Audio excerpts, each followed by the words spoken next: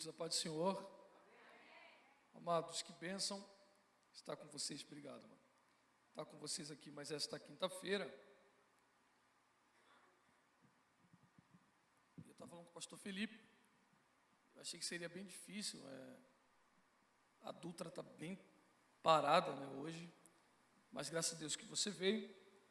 Espero que você receba uma palavra da parte de Deus para a sua vida. Amados, antes de eu pregar a palavra de Deus, só lembrando os irmãos, nós vamos manter aqui, para não descaracterizar o culto, um culto de ensino. Então, como você já veio semana passada, nós pretendemos mergulhar na palavra de Deus, mas sempre levando em consideração algum tipo de conhecimento, de aprendizado, que seja bíblico, porque é um culto de ensino. Então, não vou pregar como vocês viram no domingo, e na quinta-feira passada, eu fui bastante devocional.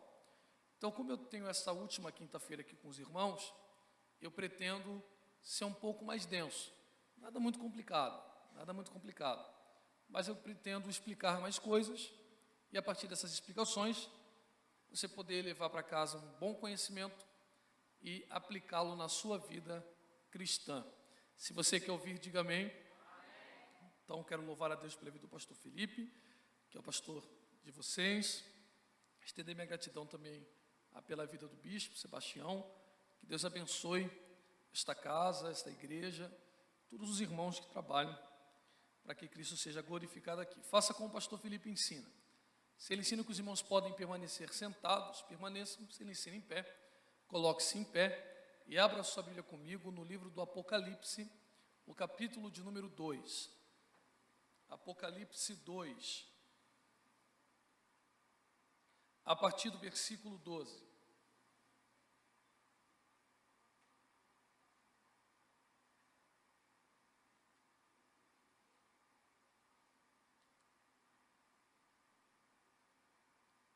Os irmãos encontraram, digam amém. Ao anjo da igreja em Pérgamo, escreve: assim declara aquele que tem a espada de 2 gumes afiadas. Conheço o lugar em que você vive, onde se encontra o trono de Satanás. Apesar disso, permaneces fiel ao meu nome, não renunciaste à fé em mim, nem mesmo quando Antipas, minha leal testemunha, foi morto nessa cidade, aonde Satanás habita.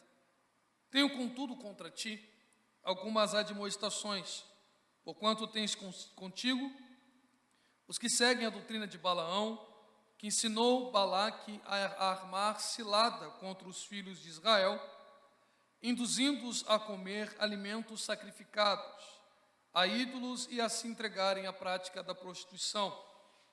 Além disso, tens também alguns que, semelhantemente, seguem a doutrina dos nicolaítas. Diante do exposto, arrepende-te, caso contrário, virei contra ti e contra eles pelejarei contra a espada da minha boca.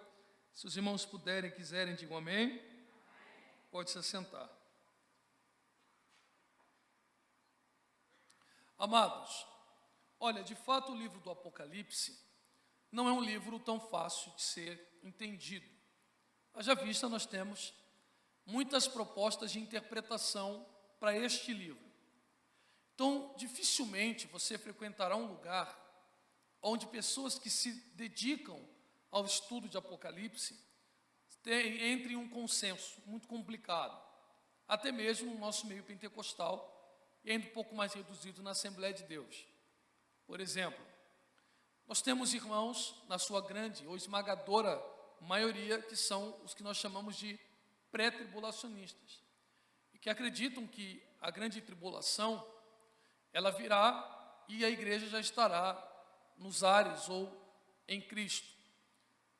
E na academia teológica, boa parte dos acadêmicos, ainda mesmo que seja de fé pentecostal, acreditam que pode ser pós-tribulacionista, a igreja passar pela tribulação inteira. Não só essa questão dessa divergência pré, pós, mid, tribulacionista, como também os símbolos que há no livro de Apocalipse, há uma discussão, para não dizer interminável, e uma produção de livros gigantesca sobre o assunto. Mas esta noite nós não escolhemos aqui estudarmos, entre aspas, tecemos alguns comentários sobre esse lado mais complexo do livro de Apocalipse. Nós estamos aqui tratando daquilo que nós usualmente chamamos de as 7 igrejas do arco menor da Ásia. Então nós usamos aqui uma igreja que compõe estas 7 igrejas. Esses textos são conhecidos e demasiadamente usados, mas eu quero aqui trazer alguns argumentos que talvez você que já leu estas cartas, talvez já tenha feito estas seguintes perguntas. Quais perguntas, Carlos? Primeira pergunta é, por que só 7 igrejas? E dentre estas 7 igrejas, por que não existem as igrejas que nós estamos comumente acostumados? Por exemplo, exceto Éfeso, que é uma igreja a qual Paulo apacentou e deixou uma epístola para Éfeso, fundou a igreja de Éfeso, e temos outras participações de outros apóstolos, nós não temos aqui, por exemplo, uma carta direcionada a Corinto, que é uma igreja importantíssima nesse período do primeiro século, que Paulo apacentou aproximadamente 18 meses, passou Apolo, Timóteo e assim sucessivamente, os discípulos de Pedro, e aí sucessivamente. É uma igreja importante. Nós não temos também uma carta de Cristo direcionada para Filipos, que é a igreja dos Filipenses, que Paulo demonstra uma grande alegria, que nós chamamos de a epístola da alegria. Nós não temos uma epístola aqui destas 7 direcionada para Roma, que é o seio do império. Então, existem igrejas que nós poderíamos considerar importantes, não diminuindo as outras, mas de uma forma estratégica, pelas cartas, porque nós estamos acostumados com ela, e Cristo se volta para outras igrejas, e a única que nós conhecemos é Éfeso. Então nasce a seguinte pergunta: por que ele circunda só o arco menor da Ásia? Por que só essas 7 igrejas?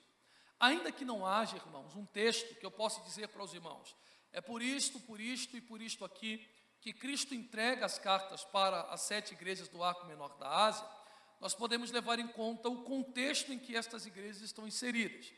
E aí, quando você evoca o contexto, ficará muito mais claro para você entender, não só muito mais claro para você entender, mas que nós podemos levar algumas considerações um pouco mais frias. Por exemplo, nesta região do arco menor da Ásia, nós temos portos importantes. Esses portos importantes permitiam a conversação comercial nesta região, tornando esta região do arco menor da Ásia uma das principais rotas comerciais da época. Então você tinha um giro populacional gigantesco ali no arco menor da Ásia. Não só isto. Este arco menor da Ásia possuía uma riqueza gigantesca na cultura, na filosofia e na religião. E quando eu digo isto, eu estou dizendo, de fato, friamente, que alguns chegam a considerar que a riqueza da filosofia e da religião que possuía o arco menor da Ásia sobressai até mesmo Atenas e Roma. Então você tem uma riqueza que seja comercial, os portos, o giro populacional e também essa questão filosófica e religiosa que pertenciam ao arco menor da Ásia. Então, quando você entrega uma carta para uma dessas igrejas, os irmãos devem considerar que essas cartas eram lidas de forma pública. Então, quando a carta chegava, para quem considera assim como eu, que esses anjos da igreja são os pastores, os líderes da igreja, então eles liam de forma pública. Além dos santos serem edificados, a notícia do conteúdo da mensagem era propagada pelo giro das pessoas que haviam ali no arco menor da Ásia. Então, é um ponto estratégico para que a mensagem que havia para essas igrejas tomasse uma proporção muito grande e chegasse de forma muito mais rápida no ouvido dos cristãos do primeiro século. Então, nós temos que considerar aqui um caráter tríplice para essa carta. Primeiro, ela tratará cada igreja. Segundo, ela tratará as igrejas que estão próximos a elas. Obviamente, como eu disse para você, a notícia carregada na carta chegaria aos ouvidos dos cristãos do primeiro século, lembrando aos irmãos que as distâncias entre essas cidades tem uma variação, algumas de 100 quilômetros, um pouco mais, outras de cerca de 60 quilômetros, então eram tudo muito próximo. Então, quando Cristo entrega uma dessas cartas, naturalmente, a notícia ou a mensagem dirigida a Éfeso atingirá Esmirna. De Esmirna atingirá Tiatira, Tiatira, Pérgamo, Pérgamo, Sardes, e assim sucessivamente. Bom, outro ponto que é bom você considerar e levar aí no seu coração, ou se você quiser anotar, é que nós também temos várias interpretações dadas a estas cartas, a fim de que você possa encarar a leitura delas. A mais usual é que eles encaram estas cartas como os dispensacionalistas. Vou explicar para você o que seria essa dispensação. Para muitos, eu não considero isto. Mas como é um culto de ensino, conhecimento não ocupa espaço. E eu vou dizer isto porque é muito usado, isso é muito popular, ainda que eu não considere, ok? Então vamos lá. O que eles dizem? Que cada uma destas cartas representa um período da igreja, uma dispensação. Por exemplo, quando você lê a carta para Éfeso, o que eles afirmam? Que esta carta para Éfeso é o período da igreja dos apóstolos. E aí você também tem a igreja de Esmirna. E eles fazem uma comparação, e uma boa comparação, dos 10 dias de prisões com os 10 imperadores romanos que perseguiram a igreja ao longo da história do Império Romano. Aí eles dizem, olha, então a igreja é perseguida, até porque a palavra Esmirna deriva de mirra, e mirra é um perfume que você extrai debaixo de pancada. Então uma igreja perseguida. Filadélfia, a igreja dos heróis da fé. Laodiceia, a igreja contemporânea, e assim por diante. Ainda que hajam semelhanças muito fortes, não dá para encarar desta forma, na minha opinião. Isso não é ponto dogmático, você pode discordar de mim, fica à vontade. Só acho muito difícil você ficar tratando por dispensação uma carta que ela vai falar o tempo inteiro, então ela não perde o prazo de validade. Então vou dar um exemplo aqui para vocês. Eu vou pregar Pérgamo aqui, daqui a pouco nós vamos falar sobre Pérgamo. Se eu voltar aqui na Nova Assembleia daqui 30 anos e pregar Pérgamo, você vai sentir que Pérgamo está atual do mesmo jeito. Então ela não perde o seu prazo de validade, ela fala para aquele período, ela fala para um período um pouco mais próximo ao nosso, fala no nosso momento, continuará falando, porque os textos nós temos a sensação que de fato são vivos. E nós sempre encontraremos características dessas igrejas dentro também das nossas igrejas. Senão só poderia pegar Laodiceia, e Pérgamo também tem uma proximidade muito grande com o nosso contexto cristão. Alguém ainda quer ouvir? Diga amém, por favor, irmãos. Vamos lá. Como é que eu devo ler as cartas, pastor Carlos? Como é que eu devo lê-las? Bom, nós comumente dividimos em 3 partes. Quantas partes, irmãos? 3, eu vou explicá-las. Mas você pode dividi-las até em 7 partes. Olha, só vou te dar um conselho. Dividir em 7 partes é mais para academia. Eu acho um exagero você que não tem esta obrigação de todos os dias estar estudando, você fica dividindo em 7 partes. Então, se você dividir em 3, você vai começar a entender as cartas mais fáceis. É muito melhor. Como é que eu faço essa divisão? Não tem dificuldade. Eu vou mostrar para você, você vai gravar, não tem dificuldade nenhuma. Primeira divisão, como Cristo se apresenta para cada uma dessas cartas. Se os irmãos notarem, os irmãos conhecem bastante essas cartas, Cristo se apresenta para cada igreja de uma forma distinta, ok? Por exemplo, para uma igreja ele diz, eu sou aquele que tem os pés como de latão reluzente. Para outra ele diz, eu sou aquele que anda no meio de 7 castiçais de ouro. Para outra ele diz, eu sou aquele que tem as 7 estrelas nas mãos. Para outra ele diz, eu sou aquele que tem a espada afiada de 2 fios na minha boca.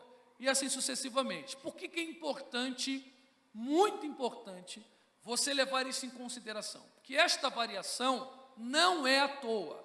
Não é à toa. Então todas elas têm uma associação com a cidade, com a história, com o contexto ou algo do tipo. Então Cristo está tomando posse de algo que os cristãos ou a cidade conhece de forma histórica, religiosa, cultural e etc., para que ele seja mais incisivo naquilo que ele quer dizer. Estou sendo claro, irmão, sim ou não? Vamos lá? Segunda parte da carta. Você perceberá que são 7 igrejas. Irmão, eu fico perguntando assim, ó, deixa eu só explicar para os irmãos. Os irmãos estão ouvindo? Eu estou percebendo que os irmãos estão ouvindo. É só didática, tá? Porque eu sei que eu estou explicando, e como você trabalhou o dia inteiro, cuidou de casa, de filho, trabalhou, ralou, pegou trânsito, é natural que a tua cabeça vai preenchendo.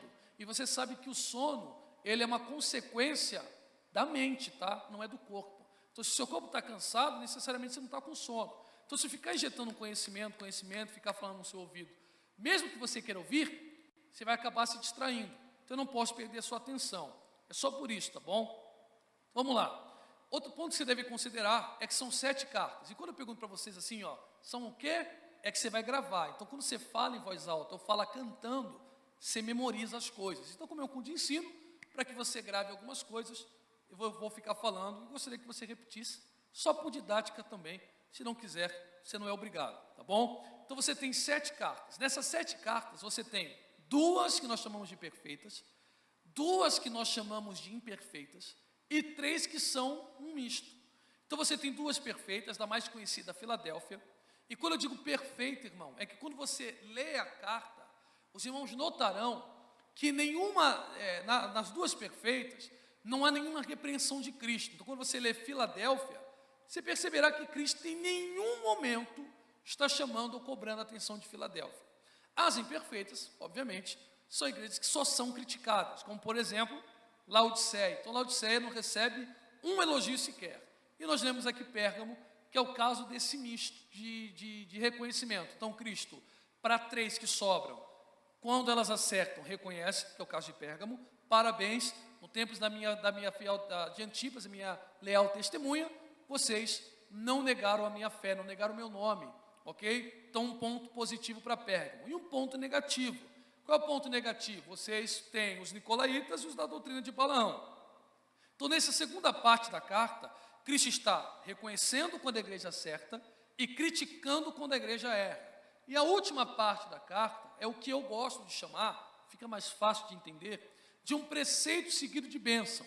E o que é um preceito seguido de bênção, pastor Carlos?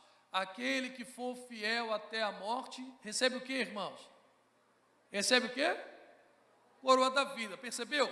Um preceito, um mandamento seguido de bênção. Ser fiel, você recebe. Ser fiel, um nome numa pedra branca. Ser fiel, entra como era do maná escondido. Ser fiel e assim sucessivamente. Pronto, dito isto, nós precisamos compreender o seguinte aqui na carta de Pérgamo. O quê? Quando você olha Pérgamo, nessa divisão que eu fiz para vocês, de 3 partes, o que os irmãos notarão? Uma ênfase com espada. Então, Cristo está olhando para Pérgamo e está dizendo, eu sou aquele que tem a espada afiada de 2 fios que sai da minha boca. E se vocês não combaterem aquilo que me aborrece, eu virei contra vocês e combaterei com a espada da minha boca. Então, a primeira ênfase que há na carta de Pérgamo é espada. Que espada é esta? Segunda pergunta. Por que é que Cristo está com a espada na boca e não com a espada na mão? Nunca vi ninguém ir para a guerra na antiguidade com a espada na boca. A espada se carrega na mão. Por que a espada está saindo da boca de Cristo? Para nós entendermos essa questão de espada, eu vou aqui levar algumas considerações importantes para os irmãos. Só se eu não estiver cansando. Estou cansando os irmãos? Essa igreja aqui é maravilhosa, irmão. Vamos lá, vamos chegar lá, tá? Como eu disse para vocês, é meia horinha assim de ensino, depois meia hora a gente mergulha aqui na revelação de Deus. É um curso de ensino e preciso transmitir algum tipo de conhecimento. Pastor Giovanni, só para Pérgamo existe um dado, qual? Conheço aonde você vive. Essa palavra conheço no grego não é um conhecer meramente, é um conhecer desde a sua origem. Então Cristo está dizendo o seguinte, pastor Felipe, eu conheço tanto vocês, que eu sei que aonde vocês moram é o lugar onde está o trono do diabo. Primeira pergunta que nós fazemos então para esse versículo é o quê? Que trono do diabo é esse? Que conversa é essa de trono de Satanás? Então você tem no mínimo 4 respostas para isso. Eu vou pontuar rapidamente para não cansar os irmãos. Primeiro, Pérgamo está muito acima do nível do mar. Eu vou falar de cabeça, está uns 200 metros acima do mar, aproximadamente. Tem uma cidade que você avista de longe. Há quem diga que quem olha para Pérgamo lembra de um trono. Ó, irmão, é muito forçoso, mas há quem acredite assim. Então, como o desenho de Pérgamo, para alguns, parece um trono, não para mim, eles dizem que isto é o trono de Satanás. Eu descarto, mas conhecimento não ocupa espaço, há quem acredite, você pode acreditar, não há problema nenhum. Segunda proposta, e é uma boa proposta, mas eu também discordo. Na cidade de Pérgamo, você tem uma riqueza religiosa muito grande. Por exemplo, além de uma biblioteca com 200 mil volumes de livros, você também tem um templo para Roma, um templo para Roma, um templo para o imperador, um templo para Zeus, um templo para Atenas, é templo para tudo quanto é Deus. E como você tem muito paganismo na cidade de Pérgamo, alguém diz, é o paganismo que é o trono de Satanás. Eu discordo, mas é um bom argumento. Terceiro argumento, também acho meio forçoso, é um altar dedicado a Zeus. E este altar dedicado a Zeus, que de fato existiu, as pernas do gigante são em formato de serpente, fazendo alusão a um deus chamado de Asclépio. Como tem um formato de serpente, as pessoas fazem uma comparação com Éden, e aí falam, olha, o diabo estava na serpente, a serpente está no pé do gigante, e aí está o trono de Satanás. É meio viajado, mas há quem acredite nisto. Eu acredito no que o versículo diz. O que o versículo diz? No tempo da minha fiel testemunha Antipas. Quem é Antipas? Pouco sabemos. O que nós temos por tradição dos pais da igreja é que Antipas foi o primeiro mártir, no seguinte sentido. Quando você lê as 7 cartas, não havia sido iniciado até nesse momento a grande perseguição por Roma. Não havia uma grande perseguição, havia uma perseguição mais velada. Nesse caso de Antipas, ele foi morto, segundo uma tradição oral que temos, assado dentro de um touro de bronze, fazendo alusão a uma religião chamada de mitraísmo, porque os cristãos não queriam adorar no culto do imperador romano. Então, por resistirem à idolatria, pegam Antipas e assam ele dentro de um touro de bronze. É uma tradição oral que temos dos pais da igreja, ok? E aí eles dizem, olha, então, o trono de Satanás é porque ali começa uma perseguição voltada para a morte. Eu acho muito mais sentido, uma resistência aos cristãos. Então, o que Cristo está dizendo para Pérgamo? Parabéns! Vocês aguentam pancada. É isso que Cristo está dizendo. Vocês assistiram Antipas, sendo fiel a mim, minha leal. Quem está dando testemunho é Cristo.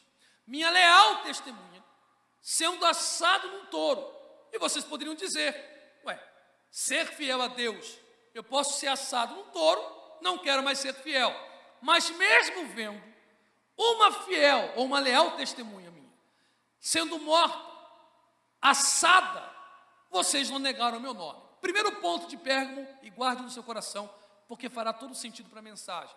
Pérgamo, do lado de fora, ninguém aguenta com ela. Então, se você bater em Pérgamo, Pérgamo não fecha a porta. Vou te matar, Pérgamo não fecha a porta. Se você não adorar o imperador, vocês irão a pena de morte. Não tem problema. Prefiro morrer do que me curvar a ídolos. Então, Cristo está dizendo, para o lado de fora, um espetáculo. Quando você vê que a carta está ganhando um clímax de elogio, ela cai. E ela cai para 2 coisas, que o texto é muito enfático. Eu estou me aborrecendo. Irmãos, Cristo está dizendo, eu não estou suportando isto. O quê? Há entre vós, não é toda a igreja, há entre vós os que abraçaram a fé, a doutrina nicolaíta e a doutrina de Balaão. O que é a doutrina nicolaíta? É um proto-gnosticismo. Vou explicar para você o que é isto. Os gnósticos acreditavam num dualismo, em que o homem é composto de corpo e alma. Composto do quê, irmãos? Então, não é tricotômico como vocês, corpo, alma e espírito. É só corpo e alma para os gnósticos, ok? No caso nicolaíta. Para os gnósticos, o corpo, a matéria, ela é completamente má. Então, na matéria, o mal é inerente. Vou repetir isto. Não tem como tirar o mal do corpo, segundo os nicolaítas. Como você não consegue tirar o mal do corpo, o que você tem que trabalhar é em prol da sua alma. Então, para eles, a alma, que é imaterial, ela é plenamente boa. Bom, se a alma é boa e o corpo é ruim, o que eles pregam? Se você degradar o corpo, a alma se liberta. Então, os nicolaítas diziam, como os gnósticos, não há problema com o que você faz com o corpo, porque a alma ainda está intacta. Estou simplificando para nós ganharmos tempo. Então, eles estão dizendo o seguinte, imoralidade. Nicolaíta é imoral. Nicolaíta é o quê? Então, o primeiro ponto que ele está dizendo é, vocês são fortes, mas por dentro tem imoralidade. O que complica é o segundo ponto, que são a doutrina de Balaão. Por que complica? Porque a palavra doutrina aqui, no grego, ela dá uma conotação, para a gente ser mais atual, mais contemporâneo, de mentoria. Então, Cristo está sugerindo que Balaão mentoriou Balaque. É isso que o texto está dizendo. Porque método, irmãos, é de uma palavra grega, são 2 palavras gregas juntadas em uma, que significa seguir o caminho do conhecimento. Então, o que Cristo está dizendo é, Balaão foi pago para mentorear. Não parece fazer sentido. Vamos para a Bíblia agora, depois que eu expliquei essas coisas, vamos caminhar para a Bíblia. Abre a sua Bíblia comigo, em Números 22, ou se puder também jogar aqui no telão, para todo mundo ler, fica até melhor. Eu vou até tirar o microfone aqui, que eu acho que eu estou tapando. Não sei se eu vou tapar, não vou? Não vou tapar, não? Obrigado. Então, vamos lá. Abre a sua Bíblia em Números 22, versículo 1 ao 6. Números 22, do 1 ao 6. Você consegue ler, irmãos? Todos, obviamente, todos conseguem chegar aqui perfeitamente. Vamos lá, no 3, do 1 ao 6, tá? 1, 2, 3 e...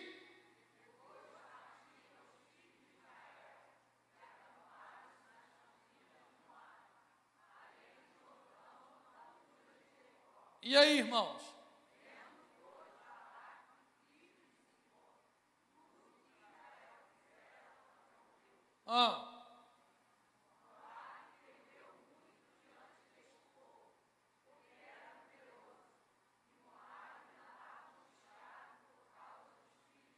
E o que ele fez?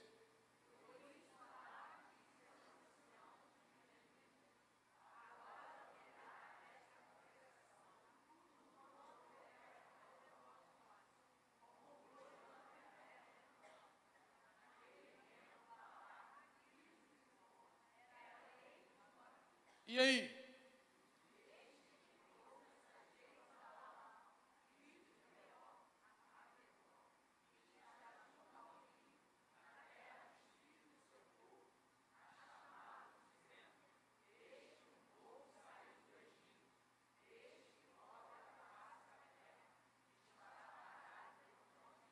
Para encerrar.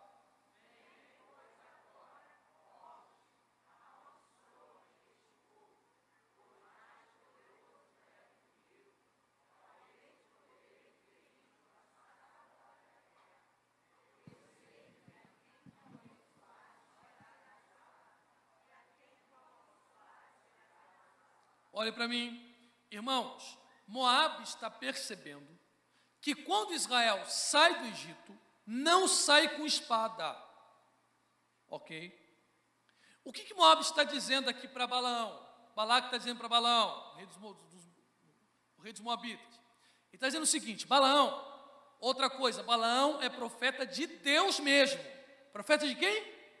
De Deus, tá? Não é profeta de outro Deus, pagão, não. Profeta de Deus de fato, é o que o texto diz. Então ele vai até Balaão e diz assim, Balaão, tem um povo aí que saiu do Egito e saiu na força espiritual. Esta é a proposta de Balaque. Se eu enfraquecer os hebreus espiritualmente, fisicamente serão uma presa fácil. Então eu preciso desligar eles do céu. E eu sei que tudo que você fala, acontece. Eu vou te pagar e você amaldiçoa. O que Balaão responde para Balaque? Eu topo, mas só direi o que Deus colocar na minha boca.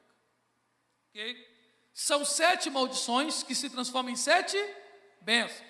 Um dos textos mais enfáticos diz o seguinte: não há encantamento contra Israel. O que ele está dizendo? Não dá para amaldiçoar quem Deus abençoa. Olha aí. Vamos traduzir mais. Atacar a nova assembleia de fora para dentro não tem sucesso.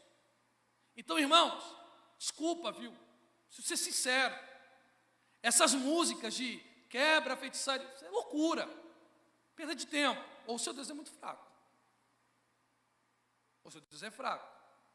Porque ele fica numa luta com o diabo, às vezes ele apanha, e às vezes ele ganha, e a gente é os vingadores. Não existe isso, não tem cabimento.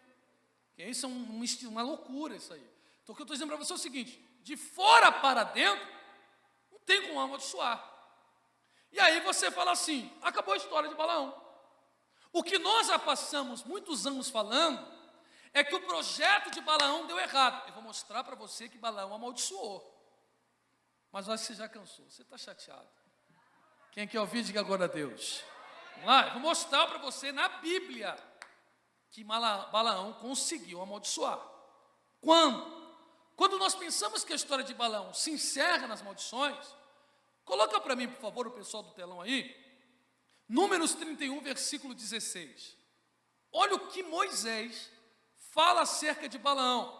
Números 31, versículo 16. Vamos lá, irmãos. Vocês podem ir para mim no 3? 1, 2, 3 e...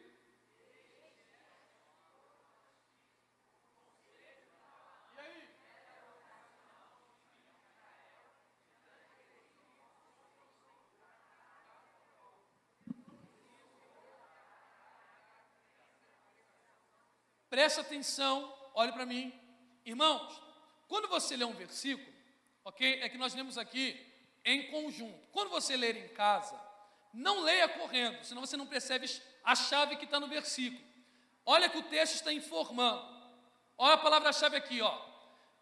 Conselho de quem? Mentoria, ensino. Então, ele não só amaldiçoou, ele ensinou. E o que ele aconselhou? Segundo o conselho de Balaão, os filhos de Israel transgrediram contra o Senhor, o Peor, e por isso houve praga. Então, por conselho de Balaão, houve o quê? Por conselho de Balaão, houve o quê? Pronto. Pronto. Então, Balaão gerou praga. É bíblico. O que ele faz com Balaque é o seguinte: como eu gosto muito de dinheiro, não quero perder a grana. Eu tentei amaldiçoar, não deu certo, mas como o pagamento foi bom, e eu conheço Deus, eu tenho um método para fazer a igreja ser comida de praga. Qual é o método? Para desligar eles, não adianta falar. Tem que destruir eles de dentro para fora. Então o que ele faz? Pegue 7 mulheres e envie para os hebreus. Até aí não tem problema. Ok? O problema é o que o texto diz. No caso, transgrediram contra o Senhor, no caso de quem? Esse caso de Peor aqui é o caso de Finéias, que é o caso da adoração de Baal Peor. O que essas mulheres fizeram? De uma forma estratégica, uma mentoria dada por Balaão, Balaque via essas mulheres como se fosse um espólio de guerra.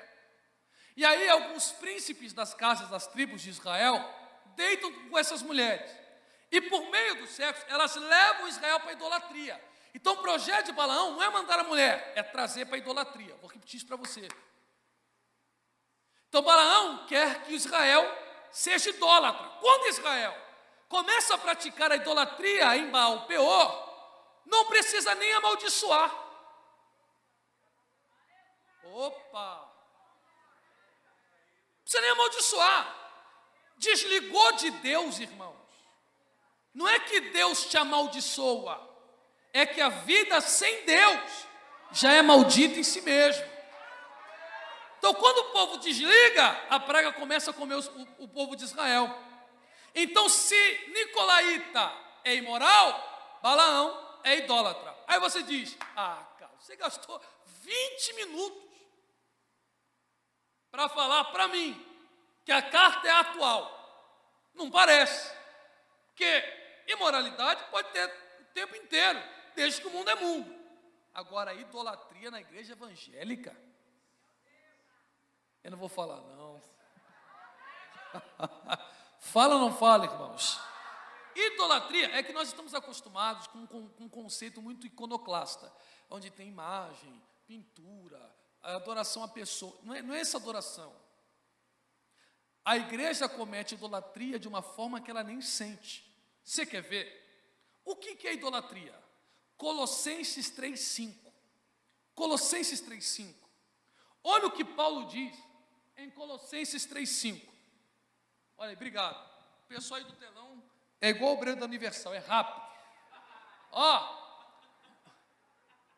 Mortificai, pois, os vossos membros que estão sobre a terra. E o que, irmãos?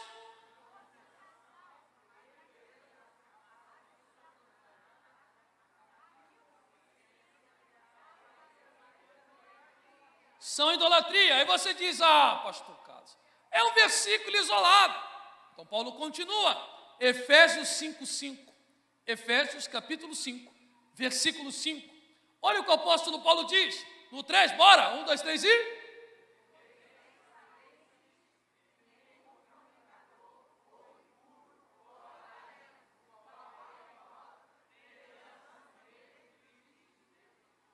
O qual é o quê? Ah, cadê a imagem? Cadê a pessoa sendo aplaudida ou elogiada? Aí você diz, mais 2 versículos, é sorte. Tem mais. Filipenses 3,19. Esse aqui, a Assembleia de Deus não pratica, mas está na Bíblia. Olha o que está escrito, 1, 2, 3 e...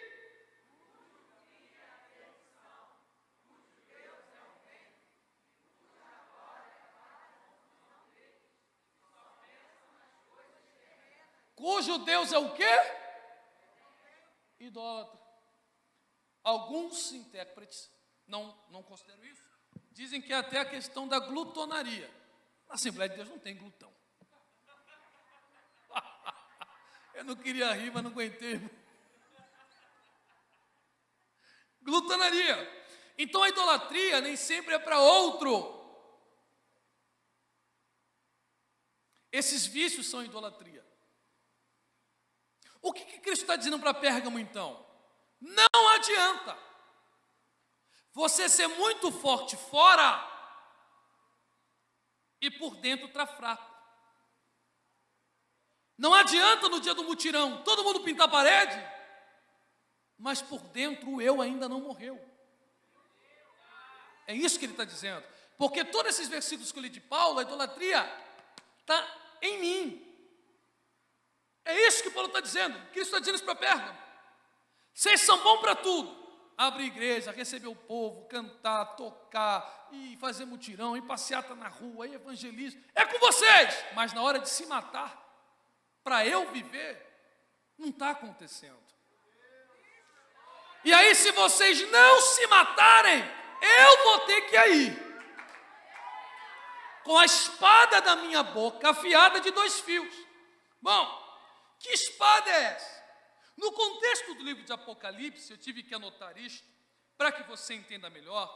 A espada sempre sai da boca. A espada sempre sai da onde? Essa aqui é só nota para nós ganharmos tempo. Apocalipse 1, versículo 16, Apocalipse 19, versículo 15 e o versículo 21. Os irmãos verão nesses 2 textos que a espada está saindo da boca. A espada sair da boca, irmão, é um sinal de juízo, principalmente para Pérgamo. Por que para Pérgamo? Porque na cidade de Pérgamo você tem a casa do procônsul romano. Pastor, quem é o procônsul? Viu como é que está associado? O procônsul romano é um homem de Roma, um grão líder, que tem poder de legislar, poder de juiz e um poder militar. E o símbolo do poder romano é uma espada larga da Trácia de 2 fios afiada. Então essa espada da Trácia antiga, afiada, de folha larga, é o poder de Roma. Então Cristo está dizendo, vocês não estão acostumados com o procônsul, que quando ele manda, ou vocês fazem ou fazem, eu sou o procônsul da igreja. E a espada de Roma está na mão, a minha está na boca. Eu preciso que vocês cravem essa espada dentro de vocês mesmos. Por que isto, Carlos? Nós vamos compreender. Se os irmãos se atentarem bem, como é que Balaão morreu?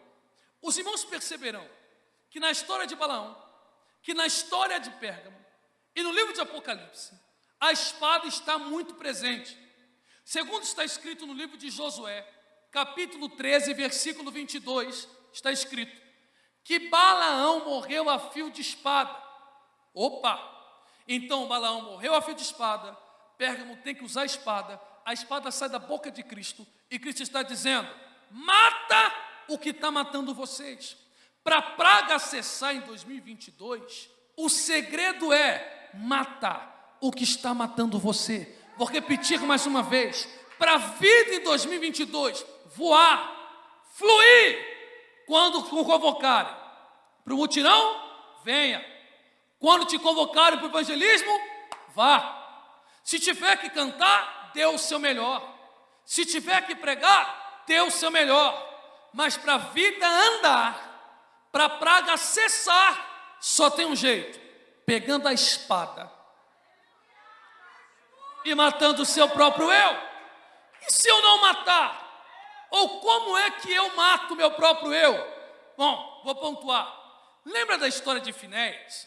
Finéias tem a ver com o contexto de Balaão, porque pelo contexto, como Balaão percebe que as maldições deram erradas, como eu expliquei para os irmãos, e dá um conselho, uma mentoria para Balaque, de como desligar o povo de Deus do Senhor, através da idolatria, a praga começa a matar o povo. Quem está me ouvindo, diga amém. Começa a matar o povo. Isso aqui é extraordinário, irmãos. Começa a matar. Quando o povo começa a morrer, um homem chamado Simeão,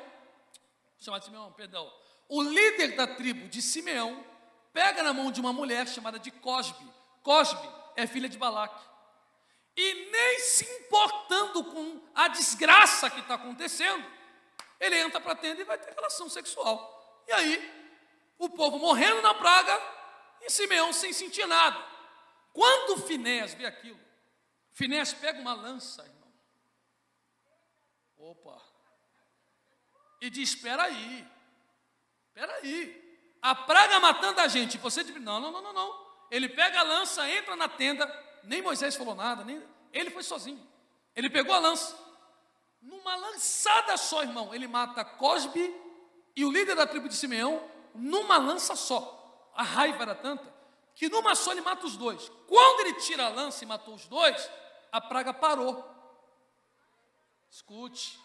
Quando a praga para, Deus diz o seguinte: Moisés, pode enxugar lágrimas. Enquanto todo mundo chorava, sem saber o que fazer com a praga, só Finéias foi tomado pelo meu zelo. Ali é ciúme. Ele está dizendo assim, ele entendeu o quanto eu sou ciumento e resolveu matar o que estava tirando vocês de mim. Como ele matou o que me afastava de vocês, eu vou quebrar o meu decreto. Irmão, Deus que mudou um decreto por causa desta ação. Qual era o decreto? Sacerdócio só de Arão. Mas quando Finéias mata o líder da tribo de Simeão e Cosbe, Deus diz, agora mudou tudo. Vou chamar sacerdócio também da linhagem de Finéias. Quem é o sacerdote?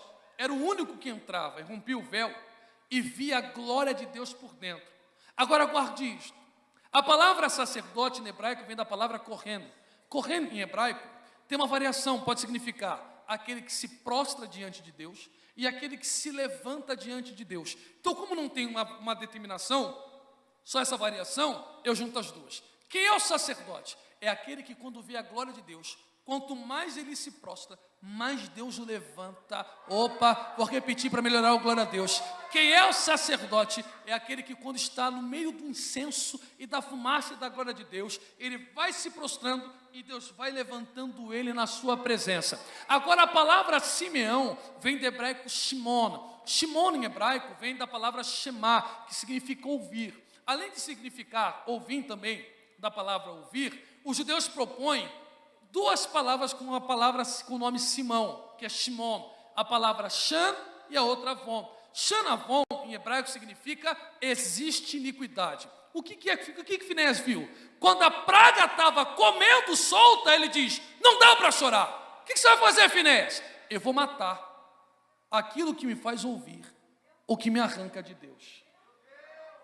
Quando ele crava a espada, Deus diz, pronto, você se curvou para matar o que te mata e eu te levanto na presença dos teus. Levante a sua mão mais alto que você puder e não baixe a sua mão. Mantenha a sua mão erguida lá em cima, que eu quero profetizar na sua vida sem medo de errar. Se esta noite você sair deste culto com a lança de Finéias na sua mão, 3 coisas acontecerão. Primeira, toda praga será paralisada na sua vida. Segundo, Deus vai chamar na tua família sacerdotes na presença dele. Terceira, pode contar os dias. Quando o seu eu morre, Deus te levanta na presença dos teus. Alguém recebe esta palavra? Faz o barulho que o diabo não gosta de ouvir. Só se você tem a lança, 1 minuto de glória para adorar a Ele. Aleluia, aleluia. Coloque a mão no ombro da pessoa que está ao seu lado, por favor. Coloque a mão no ombro da pessoa que está ao seu lado, por favor, e diga para ele: quanto mais você desaparece, mais a glória de Deus te envolve, mais Ele chama a sua família para a presença dEle, e mais Ele te levanta sobre a face desta. Eu estou sentindo a presença, só quem sente a presença do nosso Espírito, abra a boca e exalte o Deus que faz a praga cessar.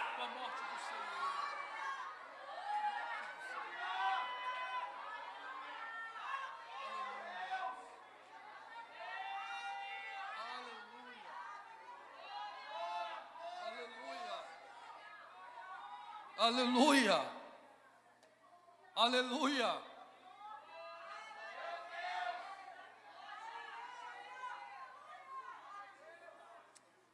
Olha, irmãos, tem uma outra mensagem para eu concluir, mas que me vem na cabeça agora. Eu não ia concluir desse jeito, mas que me vem na cabeça agora, e numa outra oportunidade, quando o pastor Felipe sentir de Deus de retornar aqui à nova Assembleia, se for da vontade do Senhor e sua permissão, talvez eu a pregue. Quando Elias vai para o Querite, a palavra Querite, ela vem de um radical hebraico, e não vou citar para nós ganharmos tempo, que não é só cortar, também é fazer aliança. E a gente só corta aquilo que está fora de tamanho. Elias já era profeta no capítulo 17. Sabe por quê? Porque ele diz assim, ó, segundo a minha palavra não vai? Choveu, irmão. Então ele já é profeta, só que a gente não sabe quem ele é, filho de quem, veio da onde. A origem de Elias, nós não sabemos. Então existe um Elias antes do Querite, um Elias depois do Querite. Como existem dois Elias, Deus diz o seguinte: enquanto eu não corto o que eu não gosto,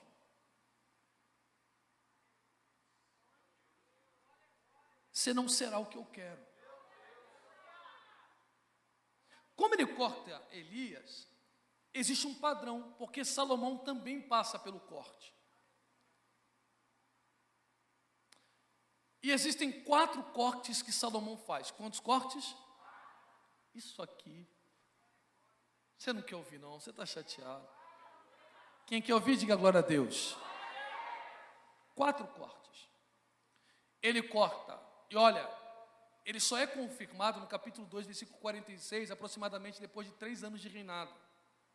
Porque diz o texto uma condicional: e assim foi confirmado o reino na mão de Salomão. Ué, reinando 3 anos, é Deus olhando e dizendo assim, ó, você é rei para o povo, mas se não cortar o que eu quero, eu não te confirmo. Ele corta Adonias, ele corta Joabe, ele corta Simei e ele corta Abiatar. São 4 cortes. Quantos cortes? 4. 4 cortes. Existe um corte que Adonias é o seguinte: Adonias é irmão que deveria ter direito à sucessão ao trono, porque ele é mais velho e na linha sucessória deveria ser Adonias. Irmãos, como eu falei que eu vou encurtar, eu não vou citar o texto, mas se os irmãos lerem, em nenhum momento Davi reprova Adonias ser ungido rei. Parecia que Davi não estava preocupado com isso, que não é uma reprovação de Davi, não é uma irritação. O que Natan faz é: o Senhor prometeu Salomão. O que Salomão faz? Quando Adonias quer ser rei, Davi está bem velho e está dormindo com uma mulher virgem só para aquecer o seu corpo. Como ele está velho, o que Adonias faz? Eu vou antecipar para ser rei. Então Adonias, ele compra o povo. Adonias, ele dá um banquete. Adonias chama Joabe, chama Abiatar e diz: olha, bota óleo na minha cabeça que com banquete o povo vai me aprovar. Quando a notícia chega e Natan diz: que isso, Davi? Adonias ou é Salomão? Não é Salomão. Oh, mas Adonias está sendo ungido rei. Aí Davi disse: então pega Salomão agora, mas tem festa lá. Não precisa de festa não. Ah lá, mas tem vinho. Não precisa de vinho não. Só azeite, profeta. Tem aí? Tem. Leva ele em Guion. E lá na pedra de Guion unge Salomão rei. Enquanto Salomão está sendo ungido em Guion, Adonias está sendo ungido na pedra de Zorrelet. Zorrelet em hebraico significa serpente.